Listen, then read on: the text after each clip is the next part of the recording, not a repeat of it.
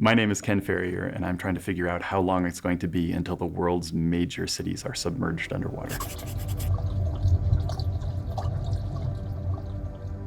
A huge fraction of the world's population lives within a couple meters of sea level, vertically. And so very small changes in sea level can have very drastic effects on the world's populations. And this is the kind of thing that we, ask, like, how sustainable is the current rate of sea level rise given humans' capacity to move giant cities? Like New York has something like 8 million people in it. There are much, much larger cities that are also on the coast elsewhere around the world. And the question is, are these cities going to have to move in the span of a few decades, over the span of a few centuries? The answer, I think, varies from place to place. There are many different processes that govern how sea level changes. You can imagine adding more water by melting an ice cap and sending more water into the ocean. Now, at exactly the same time that happens, the Earth's crust actually moves up and down.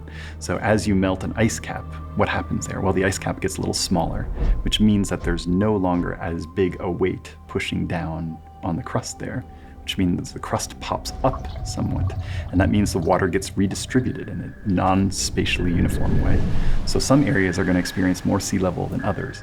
There is, in fact, no physical process out there that would make sea level rise like it does in a bathtub, where it's uniform everywhere.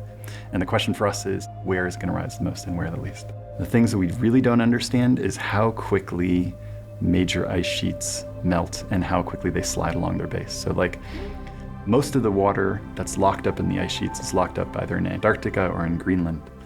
And if the base of those ice sheets were to get more slippery, essentially, then a lot of that ice would just slough off into the oceans.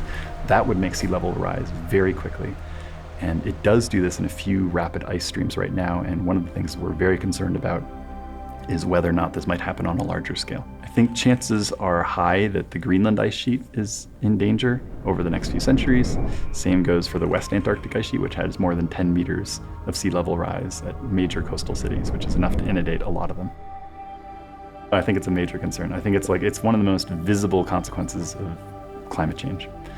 And it's something that we desperately want to get a quantitative handle on for the next few decades and next few centuries.